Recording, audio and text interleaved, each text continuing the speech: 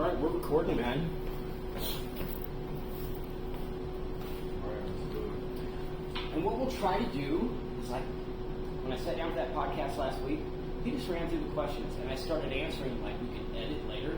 No, we want to try to run through and do as good as we can the first time. And you know what? Let me shut my ass up. Pressure on. Okay, welcome to Eunoia.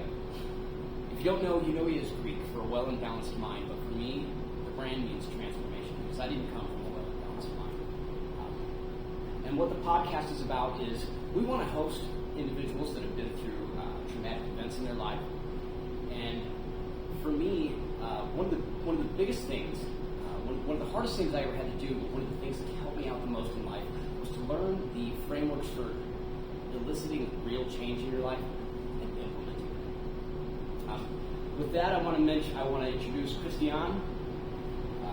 Christeon, let's see, you are from, you're from St. Louis, Missouri. Let's see, born and raised, St. Louis. Let's see, how long did you spend in the Army? 6.5 years. Okay, what'd you do? Supply specialist, supply sergeant, Okay. supply logistics. Okay, 6.5 years, and it's like, I understand that, I don't know, it's like every year and a half, every 2 years, something like that, you change a duty station? Yeah, it's supposed to be every 3 years, but for me, I change duty stations pretty often and rapidly. Okay. How many places did you get to see, minus deployments, like duty stations? Okay, so I'm going to say unfortunately because it was unfortunate. My first duty station was an overseas deployment. They sent me straight over to Kuwait. And then while I was in Kuwait, I was there for maybe 3 months, and next thing you know, I'm going to Bagram for 3 months. So as soon as you touch boots on ground in Bagram, you're considered fully deployed. Okay. So I wasn't even at my first duty station 6 months before I was somewhere else deployed. Okay. Let's see. What's going on in your life after the military? You're out pretty recently. 3 years ago. You're getting some traction. You're looking at some things for growing yourself in your future. What do you got going on? So last year I finished my degree in business administration with emphasis in entrepreneurship. Okay, congratulations. I did that with hopes of owning my own barbershop, barber salon. So what I want to do now is go to barber school so I can get my barber certificate so I can actually be qualified to not only run a barbershop but operate inside a barbershop. Okay, very cool. So we know a little bit about you, and we know the podcast is about adversity.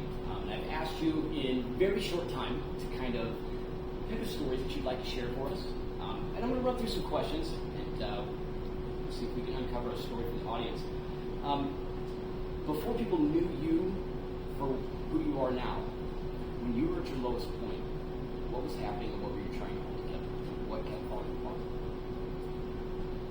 Honestly, it would probably be my communication and my emotions. Went through a lot of things as a child before even going to the military, so my communication wasn't always the best. And going into the military, they have different ways to implement breaking you down and building you back up. And one thing that they couldn't build for me was my communication skills. It was just something that I kind of had to learn on my own.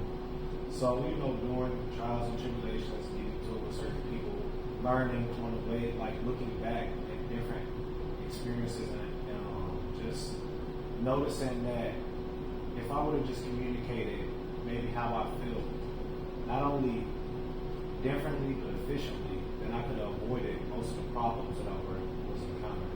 So it was really for me my communication and just being able to express how I feel.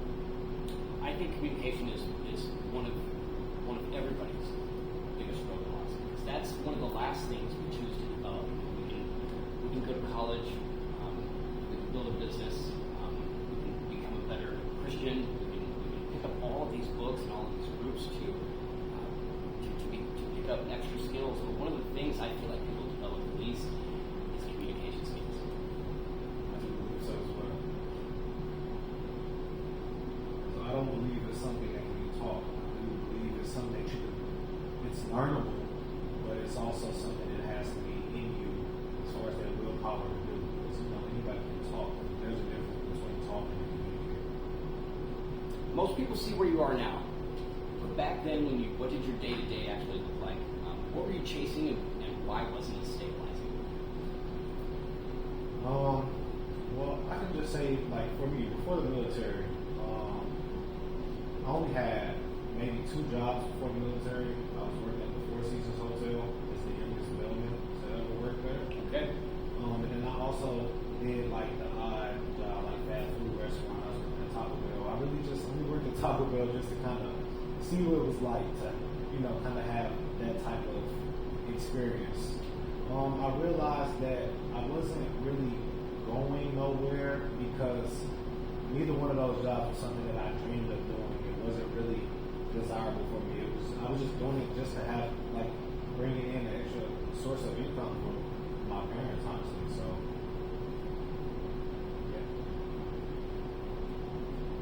So what moment or what realization was it that you hit that forced you to stop reacting and actually decide something had to change? And what did you see in that moment? Yeah, that kind of ties into my last answer. I just feel like when I had that job at the Four Seasons at Taco Bell, I was freshly a senior in high school, and I knew that I wanted to do something with my life, but I just wasn't quite sure. I had decent enough grades where I could go to college, but I didn't come from a family that had funds to go to college, nor did I have like scholarships and a bunch of schools begging for me to come to their school and stuff.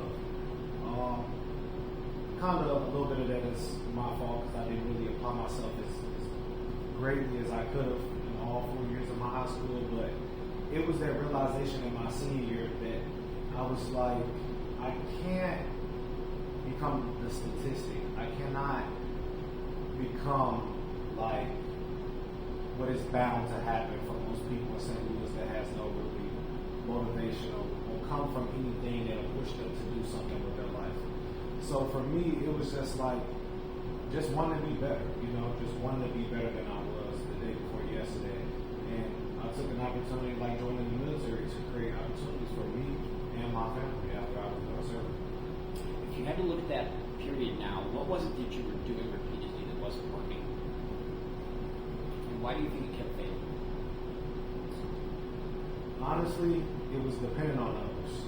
For me, it was thinking that a friend in need is a friend in need. And that's not always true because I'm a good friend to a lot of people, but that doesn't mean they were always there for me when I needed them. So it's like trying to depend on friends and family to get you back and forth to a career that you really don't see yourself in long term. It's like you're just really giving away money. Transportation. I didn't have my own transportation during that time, so it was like just being dependent on someone else going out of their way to take me to work. Knowing that most of the time I would have to pay them for that. And I just realized that was a change I needed to make. I needed to find a way where I can be self-sufficient and also put myself in a position where I can create opportunities for people like me that don't have people like me. I like that you said that. One of the principles that I like to operate from is that the jungle is the law of the jungle. And the law is the jungle doesn't care. It doesn't care what happens to you. And it's like we talk about friends and family. People have lives, and sometimes it's hard for them to fill in or step in and fill the shoes that are hard for us to fill. What was one small shift that you made during that time that started to change the direction even slightly? Again, from dependability to independability. Like just knowing my worth earlier on than most people and capitalizing on it, knowing that no one is going to come and save me. No one is going to come and fix my life for me. So I have to get down and do the dirty work. And I realized that if I can sit and I can put in all this time and effort making someone else and someone else's business better, I can put that same time and effort into myself. So that is what motivated me and instilled certain disciplines in me to be able to go into the military and conquer the way I did. I love it. Let's see. And what did you say? You said something about, let's see, what was in the beginning of your answer? You were talking about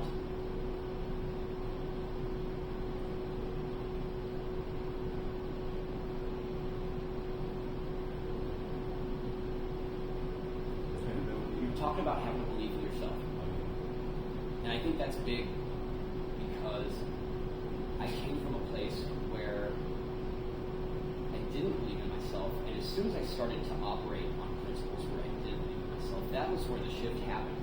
And after the shift, the thing I can look back and see is that we operate out of fear. That's fear is human nature, and it's like we are the first ones to stop ourselves from even taking the first step on that journey. It's too big. I don't know. So and so said I couldn't do it. She said my idea was a joke. You know what I'm saying? That's all under that mindset of going from being dependent on someone to independently thinking that I can do this not all by myself, but for myself. And here's the big question. It's like this, for me, I think this is something that not everybody has. Is trying to find that internal belief or principle in yourself. But during that unstable time, it's like the question is, what belief or principle kept you moving forward even when things weren't improving? Honestly, self-respect. Just like a lot of this just ties in with each other. Just believing in myself, knowing what I could accomplish if I believed in it, you know? So it's just like putting that foot forward, having that risk mindset, knowing that if I just bet on myself, just like I can bet on anything else, I can do it, I can accomplish it. So that is where that change came from. Right.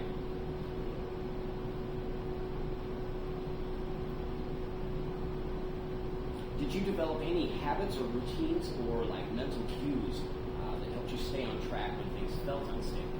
What were the frameworks that you came across that you realized that you were missing that you hadn't put in place? And what were the ones that made a big difference? Honestly, two big things that a lot of people stray away from. I know it might sound crazy, but it's honestly therapy and yoga. Those are two things that people don't really traditionally do, especially people that look like me and come from where I come from. They don't usually do therapy. They stray away from therapy, but we invented therapy, so why not go back to our ancestral roots and understand how deeply important it is to connect with self.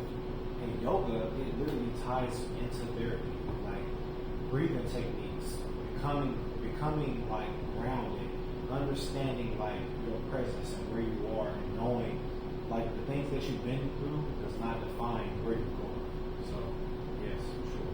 I love that you say that. It's like I have been through, as a disabled veteran, I went through probably 2 decades of things like severe and clinical anxiety and depression, and I have a framework that I live my life by now that keeps those things completely at bay without a pill. And even when I'm not doing those things and everything comes back and is severe and clinical, it takes me 2 months to knock it out. But it's like diet, sleep, exercise. And exercise is one of the biggest things. I read a book called Exercise in the Brain, and in it tells you that there are things produced inside the brain like BDNF, brain-derived neurotrophic factor, that are only produced during exercise that in these hugely impact your ability to feel good. And I don't know what it is about stretching, but stretching is one of my favorite activities. I try to go through a full stretch routine every day. And I also like that you say like grounding techniques. One of the techniques that I found that helped me in the deepest parts of my clinical, I'm cutting hair. I can't even say hi to my clients. I can't carry on a conversation because I'm so scared inside that like I can't form words. My sentences won't come out. So I just kept quiet. The thing that I found was I would separate myself and I would take a little break. And I'd go around the corner and I'd just close my eyes and I'd practice my meditation routines. And one of them was breathing. One of them was a safe word space. One of them was a safe place. The tactile sensation of touching your face. And I would just do that for 30 seconds. And I would literally come back in the room and be able to hold a conversation. So I love that you say therapy and yoga, things that kept you centered at the time, because I believe those are those are the things we overlook. Wouldn't you agree? For sure. That's why I say that, because we do overlook those things, especially like I stated, like people that look like me, that feel like me, like they do things like me and you going through the military and stuff like that. Our first mind is not, let me go to a therapist, let me go to a doctor and talk to somebody about my problems. We want to keep that type of stuff in. We're not, let me get up and go to the gym every single day, because then it'll bring back like bits and pieces of having to get up every day to do PT every morning, sometimes on the weekends in extremely cold weathers or extremely hot weathers and stuff like that. So certain things that we do in our regular life kind of triggers us, which instills fear to keep us from doing things that is crucial, like therapy can go. Okay, so we know some simple habits that had a bigger impact than you expected. Was there any one thing that had such a strong impact that you would suggest it for anybody else? Therapy. Yeah. Therapy. I cannot scream that enough. I cannot emphasize it enough. Therapy is important. I've been doing therapy since 2022. I'm still active duty military. I get out until 2023. But I started a year into like my transition, and I have continued to do therapy because I know I need it. I know that it's bigger than just sitting talking to somebody that you're paying to kind of understand you. It's bigger than that, and you have to grow in your mind to understand that. And I think that's the thing. And I read this principle the other day, and I wrote it down in my weekly planning because it's a principle I want to work off of. But real men don't master other people; they master themselves. And it's like therapy, and there's such a big taboo around therapy because they say if you're the kind of person that needs therapy, then there's something wrong with you. Exactly. But there's something wrong with every one of us. And let me tell you, man, I just had to buy a book last week on apologies so I could crawl back to my fiance like, baby. And I had to learn how to do it right, Christeon, because I wasn't giving her that. And without that, our relationship kept doing this. Guess what happened when that apology came in, correct? You know what I'm saying? Right back. We're better than ever. And so, yeah, therapy. So I want to tell you, I want to share with you one of my most powerful therapy stories. And it's like I've been meditating for years, and so when I tell people I can meditate away an anxiety attack, they think I'm crazy. Like, this dude's loony. You know, I used to think like that too when I didn't know anything about hypnosis or meditation. But in my first EMDR therapy session, the doctor sits me down and she says, we're not going to go into the traumatic events right now. She says, I want to familiarize you with the routines. She says, so I'm going to walk you through a relaxation technique. And it's the same stuff I do. Close your eyes, take 10 deep breaths, count backwards to 10. Mindfulness techniques. Yeah. Let your body relax, let your body tingle, go to your safe place, envision the ocean, hear the sounds. And after a few minutes of like envisioning this, and I've got a beach on the coast of California that I had to hike to, a lighthouse to, for 3 days, and that's my safe place. But after about 5 or 6 minutes of this guided meditation where I'm just relaxing and I feel relaxed. She's asking me, what do you feel? And I'm like, I feel peaceful. I hear the seagulls. I can smell the salt on the ocean. She says, open your eyes. And then she had me follow her finger. And it was the craziest thing happened. You're going to think I'm nuts, but it was like waves of joy and like peace and like happiness just like started washing over me and rocking my body in ways that I can't describe. And it was like, I did a lot of drugs and I never felt anything like that. So that's the power of therapy. I also, because of my irritability, by choice, I try to do anger management once a year. Yeah. I do. And how was that going for you? Yeah, decent. Let's see. One of the biggest things I deal with is that delayed stress response where everything, let's see, it's the delayed stress response where when I'm in a stressed out state, it's like every little thing is the straw that broke the camel's back. And that's my breaking point. And that's where I have to learn to maneuver. I have to learn to put things in place to like stretch that out so that I can handle normal situations. I definitely understand. But it's a slow climb. It's step by step. It improves every day. Let's see. We want to get into some relationship principles really quick. Let's see. What boundary or rule made the biggest difference in your relationship, or what changed in how you handle relationships after going through what you experienced? start to implement these therapy and success principles and self-respect, what changed in how you handle relationships after going through that experience, or what boundary or rule made the biggest difference in your relationship? Honestly, my listening skills. So that goes hand in hand with my communication skills. Just learning how to be a better communicator, an efficient communicator, but also learning how to be an efficient listener. Yeah. Knowing that not every problem that someone is bringing to you, especially your spouse, they're not looking for that solution. They're not looking for you to solve their problems for you. And sometimes we have that need or that urge to want to save them. And that's kind of like, for me, I have a hero complex. I know that I have the need to want to save whoever I love, but it has to be bigger than that, because I have to understand that if I'm going to save people, then I have to save everyone. There's no limit to who my responsibility lies in when it comes to trying to save people. So it taught me that knowing that I can't save everyone, knowing that I can't save every person that I love, that it starts with me, that I have to love self. So No, you're good. You can come back on the couch. Yeah. No, that's fine. I'll just Come on back. This is your spot. Yeah. We're just doing some recording. Yeah. Okay. Yeah. I'm Tom. This is Christeon. We both work here. Welcome. You're from Daphne. Yeah, I'm here for Daphne. Okay. All right. Well, thanks. I like that you said that. One of the principles, you got to be a good listener as a barber, don't you? yeah.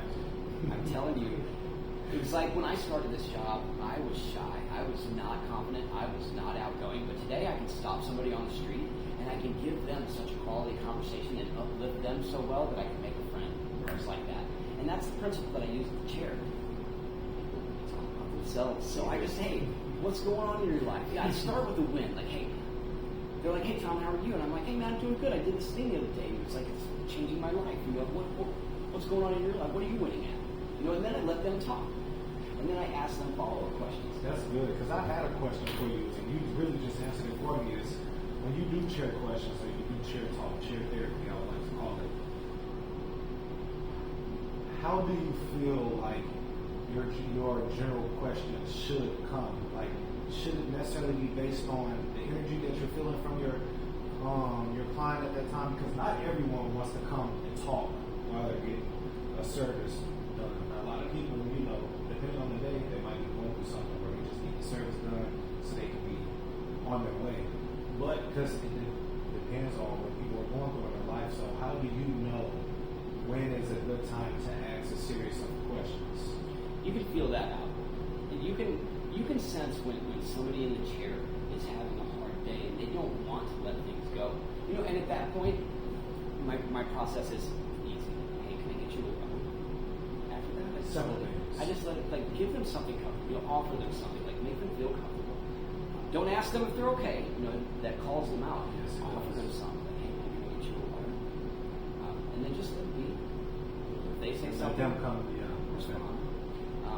But I'm glad that you asked, because it was literally something that I had to develop.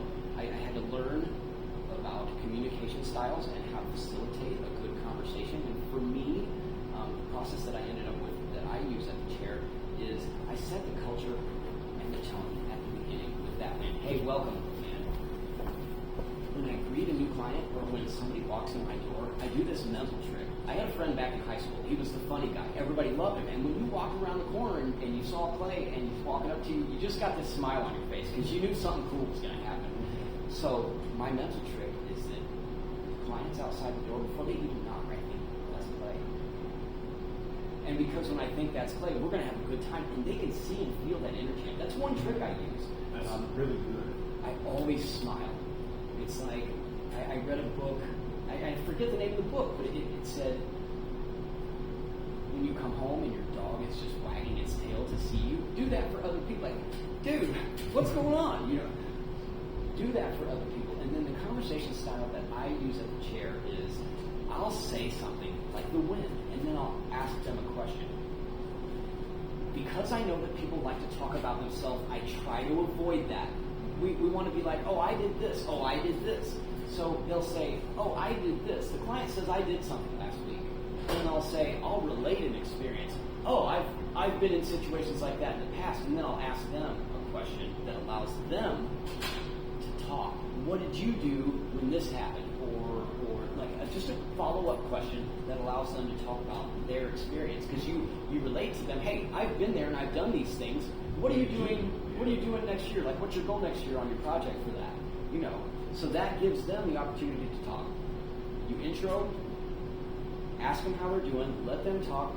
You land on a subject, you relate, say I've done stuff like that, or just I'm relating to you. Turn it back to them. Okay.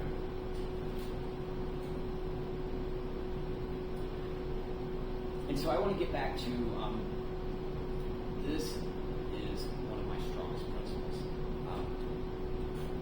The prayer leader at my prayer group said this. He says, "You can't be in my social circle if you don't pray." Imagine the power of that.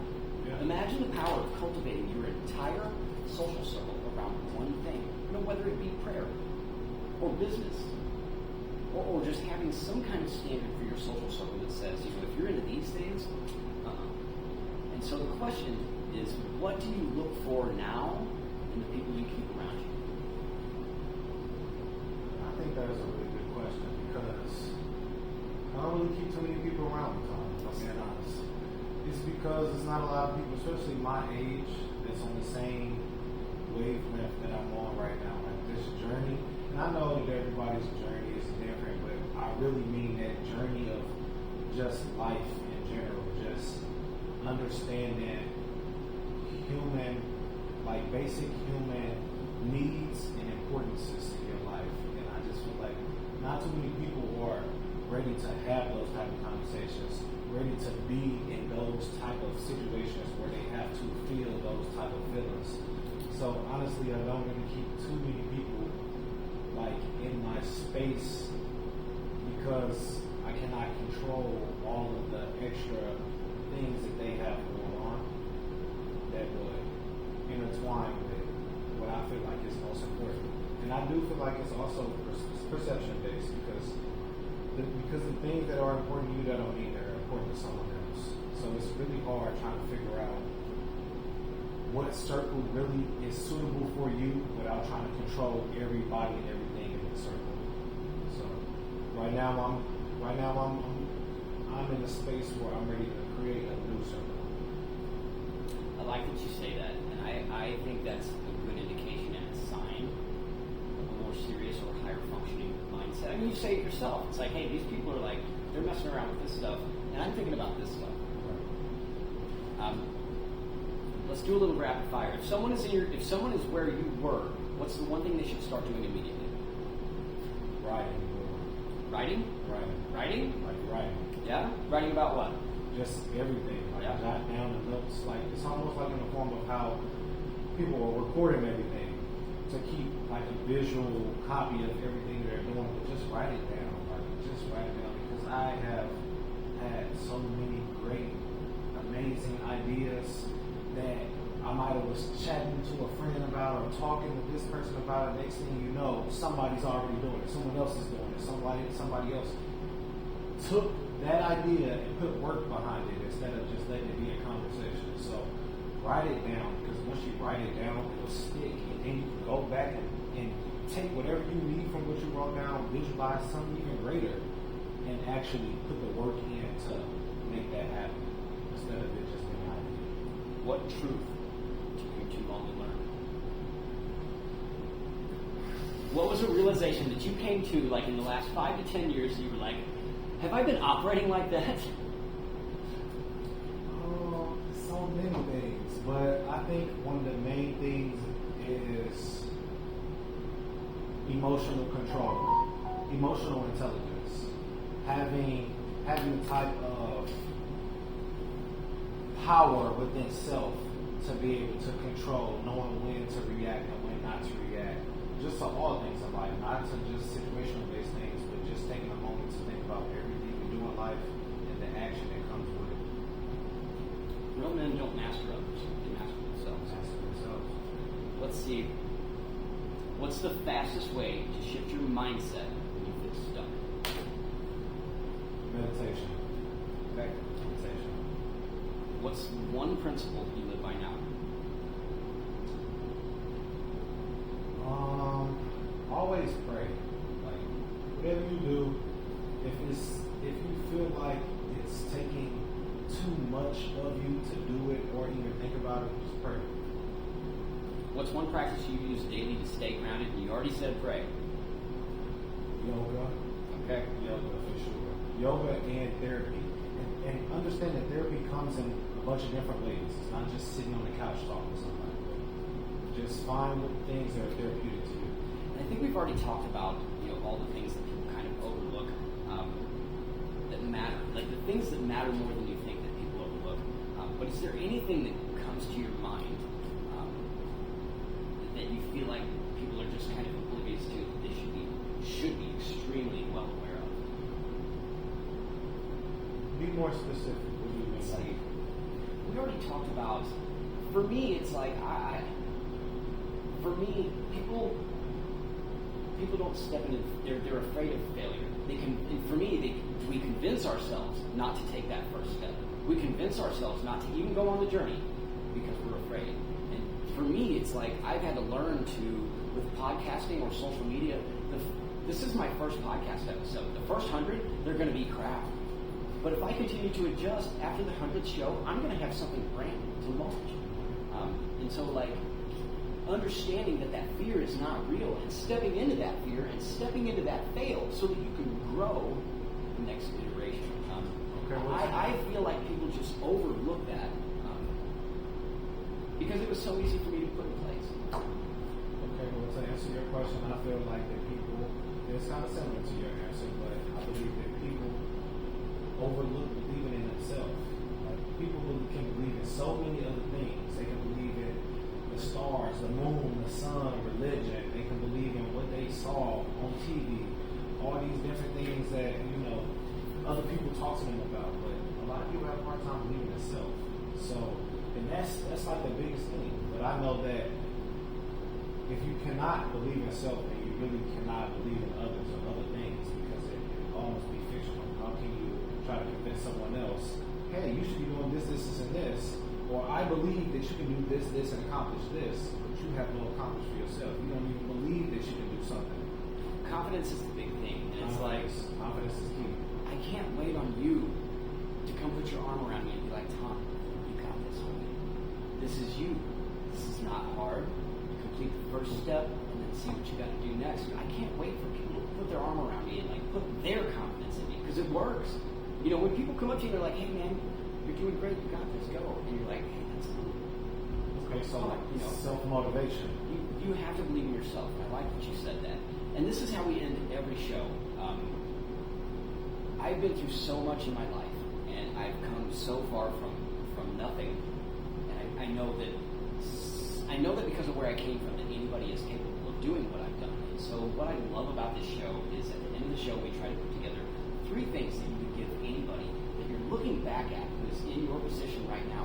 Someone who's hungry for the information, who wants the change, and is ready to put it in place. What 3 things? Like, where do you start? Like, what would you say would be like the top 1 or 2 things? And then we can kind of add to the list there, create 3. But if you had to start somewhere, like the number 1 thing that you have to acknowledge, or the first thing you have to work with, or the first thing you have to get past or work on or put in place, what would you say number 1 is? Confidence. It's confidence, and that's that ability to ignore others' opinions and focus on your end goal.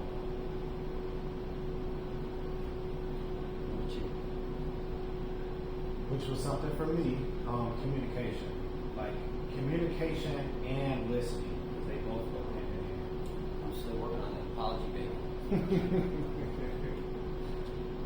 So we've got confidence. I mean, you got to believe in yourself because you're the first one who's going to tell yourself that you can't do it. You've got communication because if you can't say it, nobody else is going to say it for you. And you're never going to get to the next level if you can't communicate on that level with those people. So confidence, communication, number 3, growth. I like that you say that. It's like, if you can grow, just like you're saying, if you can grow, you can thrive, you can inspire, you can create change, you can be that change that you want to see. That's my ultimate goal, just to be that change that I want to see in the world. confidence, because there's going to be so many people that are going to be like, well, you did this, or you said this, or you act like this, or you do this. It's always going to be someone with something to say. But if you believe in those three things, those frameworks, I think that you can accomplish and endure just about anything. When you said that, be the change you want to see in the world, it's like I've heard that so many times before, and I would never. I want to use the word. I'm not calling it cliche, but it's like that's a common phrase. But when you said it, it hit me. It's like there's just so much bad in the world. Like right now, like you don't even have to look out your window. You just pull your phone up and see all the bad, and it's like. One of my operational principles is when I walk in the salon and somebody asks me how I'm doing, I say, doing good. I got this thing where I won. I had this win last week, and then I asked them how they're doing, and it became a culture. It's like even the new employees would walk up to you like, "Hey Tom, how are you winning today?" You know, it's like, yeah. So I like that you say you got to be the change that you see in the world, because for me, even when I started to put things like that in place, I see the ripple effects that it caused. Exactly. And I think I can follow that up by saying it's like I think one of the things we don't acknowledge is that people look at you as a leader and you don't acknowledge it. Like there are people around you. There are people around me that I fail on a daily basis because I'm not operating on the basis that they look at me like a leader. So let's see. Where can people connect with you and learn more? They can always hit me up on my Instagram. I feel like send me an email. We can talk and exchange numbers better that way. I don't want to be another person on social media trying to inspire change. I want to inspire change in real life. So you can hit me up on my email, my first name, my last name, Christeon.10@gmail.com. Let's just connect. If you have any more questions for me, we're more than available to come back anytime. All right, there you have it. Eunoia. It's Greek for a well and balanced mind, baby. Grow, thrive, inspire. Thank you, Christeon. Inspirational young man right here. All right, let's see if we got the whole thing on the phone. Yep, 37.